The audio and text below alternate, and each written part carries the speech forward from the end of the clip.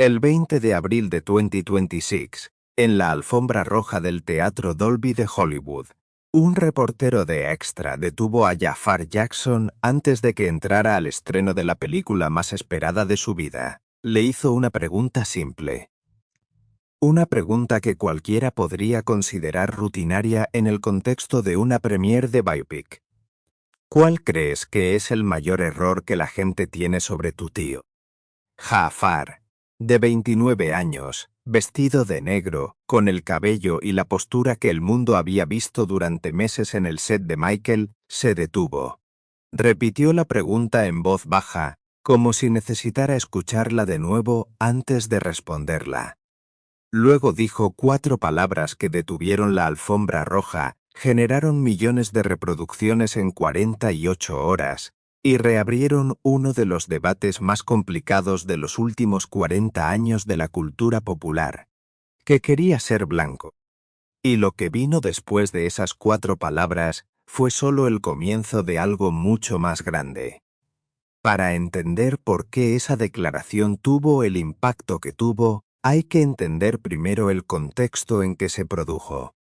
Porque Jafar Jackson no llegó a esa alfombra roja simplemente como actor. Llegó como sobrino. Como alguien que conoció a Michael Jackson en persona.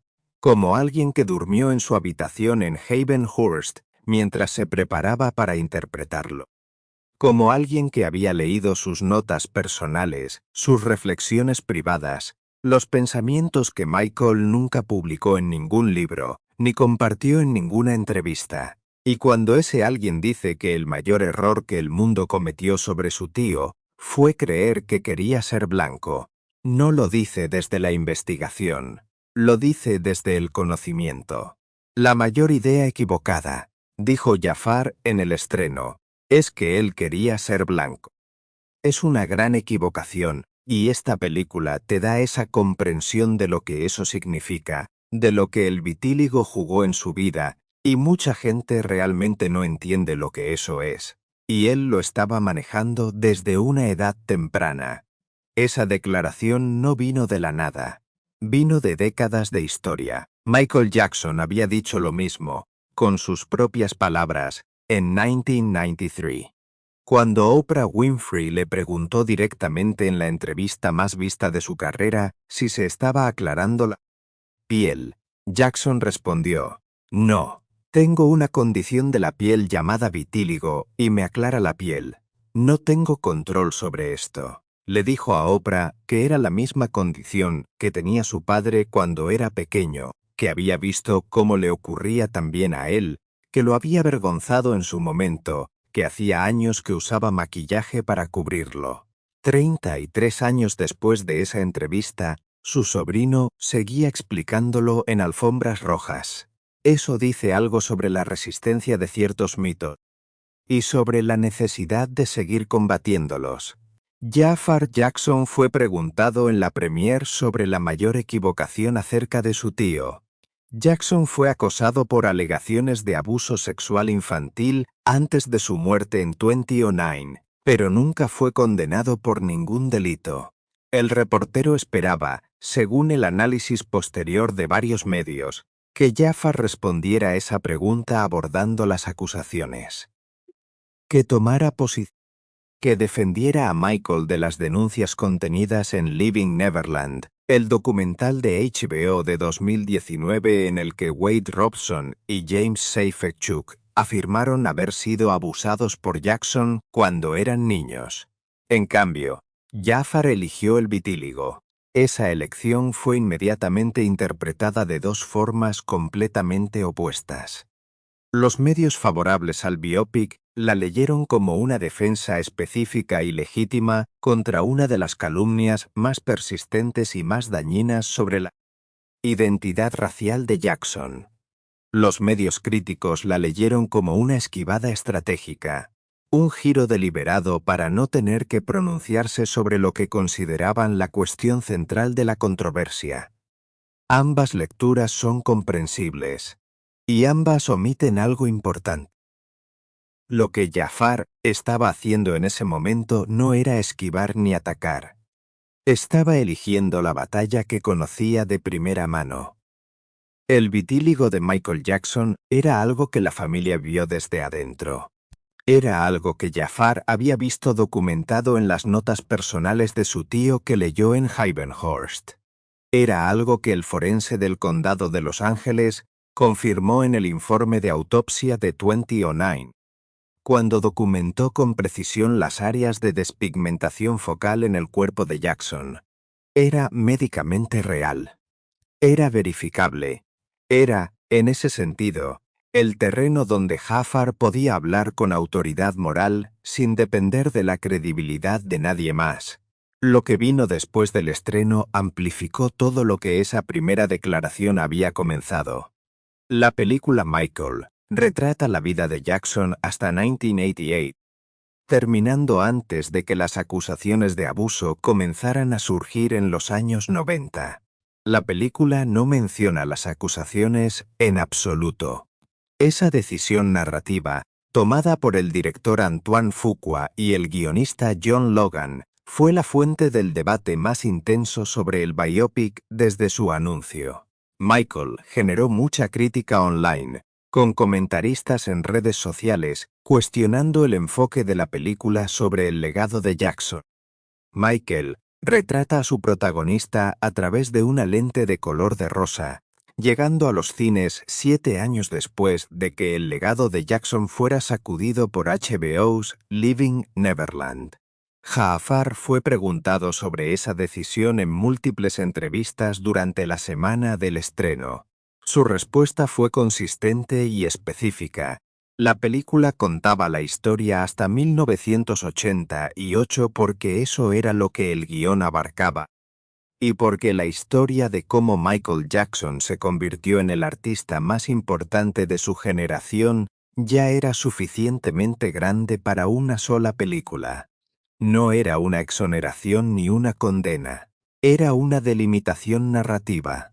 Pero hubo otro momento en la semana del estreno que pasó más desapercibido que la declaración sobre el vitíligo y que, en muchos sentidos, dice más sobre quién es Jafar Jackson y sobre lo que representa para la familia. Según información que circuló en medios de entretenimiento durante la semana del estreno, Jafar había prometido donar todos los honorarios que recibió por la película, estimados en $10 millones, a fundaciones relacionadas con el legado de Michael Jackson, incluyendo iniciativas de ayuda a la infancia y programas de arte para jóvenes. Esa decisión, si se confirma en todos sus detalles, convierte su participación en el proyecto en algo fundamentalmente diferente, a una oportunidad de carrera, y transforma el significado de cada entrevista que dio, cada declaración que hizo, cada momento en que habló sobre su tío en la alfombra roja a una cámara de televisión. No era un actor defendiendo a un cliente. Era un sobrino invirtiendo lo que ganó representando a un familiar en el legado de ese familiar. Jafar también tomó una decisión específica durante el proceso de preparación que recibió cobertura considerable, pero que pocos medios conectaron con la defensa pública que vino después. Se negó a pintarse la piel de blanco para el papel. En una producción biográfica sobre un artista cuya transformación física fue parte central de su historia pública, esa negativa no era trivial. Significaba que Jafar, siendo un hombre negro que interpretaba a un hombre negro cuya piel se fue aclarando progresivamente por una condición médica, eligió no reproducir visualmente ese proceso de la forma en que podría haberse hecho con maquillaje convencional. Eligió, en cambio, que el vitíligo de Michael fuera mostrado como lo que era, una condición que avanzó gradualmente, no una transformación elegida. Esa decisión es la misma que su declaración en la alfombra roja vista desde otro ángulo. No el de la prensa, el de alguien que conocía la historia desde adentro y que eligió no reproducir visualmente el mito mientras lo combatía verbalmente. Katherine Jackson, abuela de Jafar y madre de Michael, Tenía 95 años cuando la película se estrenó en abril de 2026. Había dado pocas declaraciones públicas sobre el proyecto desde que se anunció el casting de Jafar en enero de 2023. Cuando habló, lo hizo con una precisión que no necesitaba elaboración. Jafar encarna a mi hijo. Es tan maravilloso verlo continuar el legado Jackson de entertainers y performers. No dijo que la película era perfecta. No dijo que respondía todas las preguntas.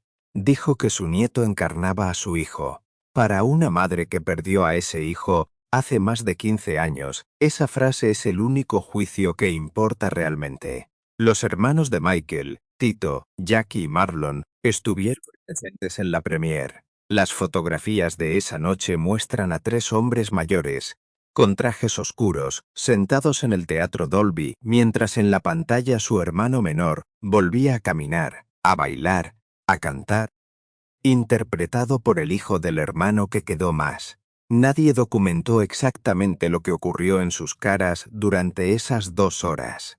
Pero Marlon había dicho anteriormente, cuando vio las primeras imágenes de Jafar en el set, que hubo momentos en que tuvo que recordarse que era su sobrino, no su hermano. Eso es lo que Jafar logró antes de pronunciar una sola palabra en defensa de Michael. Y es también lo que hace que cada declaración que dio durante la semana del estreno tenga un peso diferente al que tendría viniendo de cualquier otro actor. La película recibió críticas mixtas. Owen Gleiberman de Entertainment Weekly la describió como sorprendentemente efectiva, señalando que Jafar tenía la habilidad de hacer que sus movimientos se sintieran a la vez aprendidos e instintivos. Otras reseñas cuestionaron la decisión de la película de omitir las controversias de los últimos años de vida de Jackson. Pero lo que ninguna reseña pudo hacer fue ignorar lo que ocurrió en taquilla. La película Michael batió un récord en taquilla durante su primer fin de semana. $217 millones globalmente en 4 días. Eso no es solo un número comercial. Es una medida de cuántas personas en el mundo, en 2026, todavía quieren sentarse en una sala oscura durante 2 horas y ver a alguien intentar capturar lo que fue Michael Jackson. Y en el centro de todo eso, en la alfombra roja, en las entrevistas, en las decisiones de preparación y en la decisión de donar los honorarios, estaba un joven de 29 años que creció en la sombra del nombre más grande de la historia de la música popular, y que eligió, cuando llegó su momento, no convertir esa sombra en herencia pasiva. La convirtió en responsabilidad activa. Jafar no resolvió ninguna de las controversias que rodean el legado de Michael Jackson. No tenía ese poder. Nadie lo tiene. Lo que hizo fue algo diferente y en muchos sentidos más difícil. Se paró frente a las cámaras, en el momento de mayor visibilidad de su vida, y dijo lo que sabía que era verdad desde su propia experiencia, que el mayor error que el mundo cometió sobre su tío fue creer que quería ser lo que no era. 4 palabras en la alfombra roja, que él quería ser blanco. 4 palabras que en realidad son una sola frase más larga y más compleja que Jafar eligió no pronunciar completa, porque no hacía falta. Que Michael Jackson pasó 40 años siendo exactamente quien era, en la piel que tenía, con la condición que nadie eligió por él, y que el mundo eligió construir una narrativa diferente porque la narrativa real era demasiado ordinaria para alguien tan extraordinario. Y que esa narrativa equivocada le hizo daño. Un daño que el forense documentó en su cuerpo. Que las entrevistas documentaron en sus palabras. Y que su sobrino, parado en la alfombra roja 17 años después de su muerte, todavía está deshaciendo una frase a la vez.